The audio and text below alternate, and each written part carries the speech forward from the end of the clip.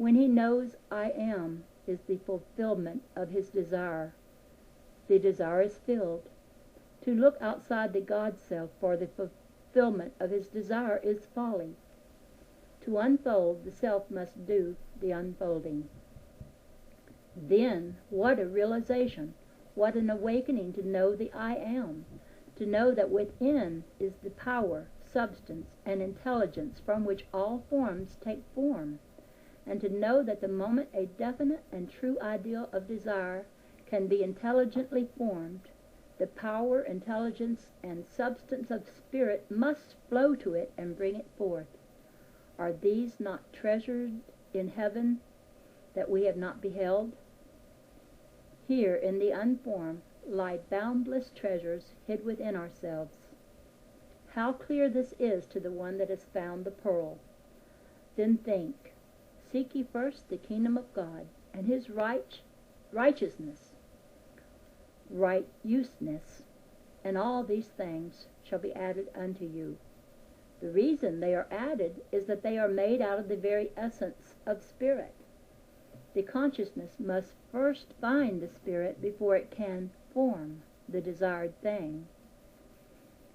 The awakened one perceives the principle, the creative principle within. Then he sees, and his realization is his life opportunity. He has a vision or becomes aware of his possibilities or the possibilities that lie before him.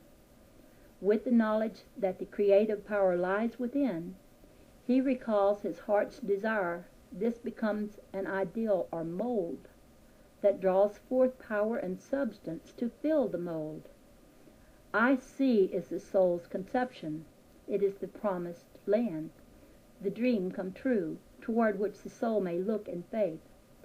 Although it may not yet be consciously possessed, it must come forth into visible form as he fulfills the law. A wilderness of experiences may have to be met and overcome. This but makes the soul worthy of atonement. Understanding the vision as a land of promise, an ideal that is to be realized or is to become real, the soul now sees only the good, the object of its desire. Here there must be no doubt, no wavering, no hesitation, for this would be fatal. One must be true to the vision and press on. This vision is typical and as necessary as the plans and specifications of a building. One must be as true to the vision as the builder is true to the plans and specifications the architect has furnished. All but the truth must be eliminated. All great souls are true to their vision. Everything brought forth was first a vision, a seed planted in the soil, then allowed to expand and come forth. These souls never allow the unbelief of others to influence them. They are willing to sacrifice for their vision. They are true to it, they believe in it, and it is to them as they believe. Jesus remained true and steadfast to his vision.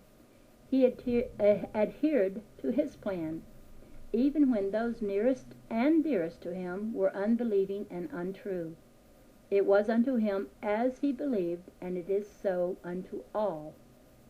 When the individual starts for the promised land, the land of darkness must be forsaken, forgotten.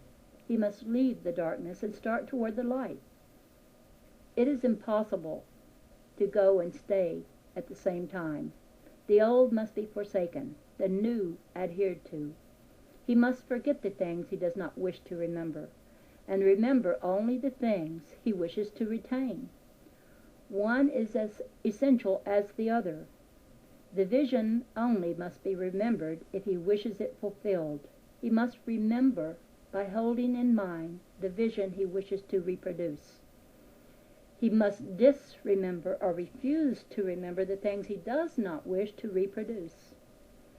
Every ideal, thought, word, or act must be true to the vision in order to bring it forth.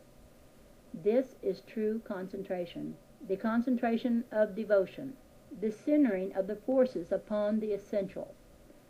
This is loving the ideal. It is only through love that an ideal can be given expression.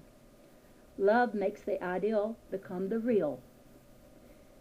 If at first he fails, he must be determined and press on. This is the exercise of the will, the cry of self-confidence, the expression of faith directing the power toward the ideal.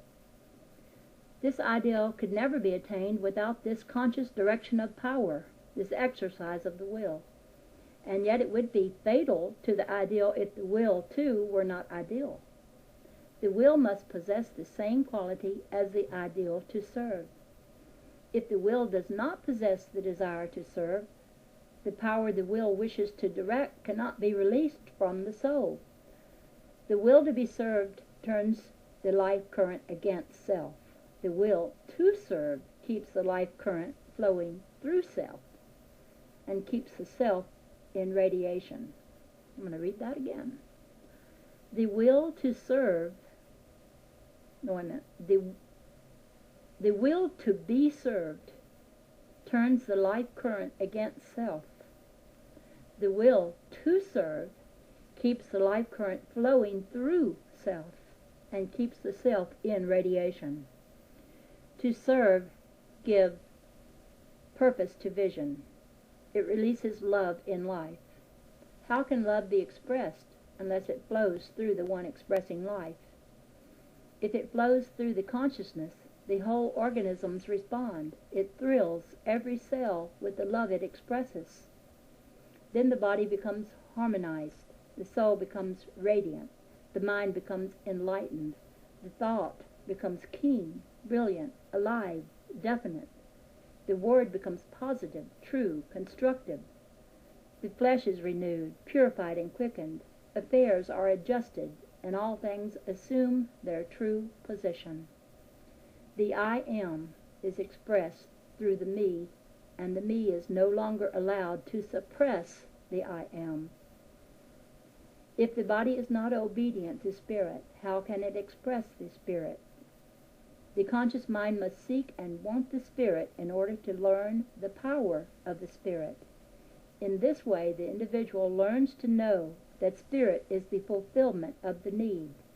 In no way can it be given higher expression than when it is allowed to fill the need of others.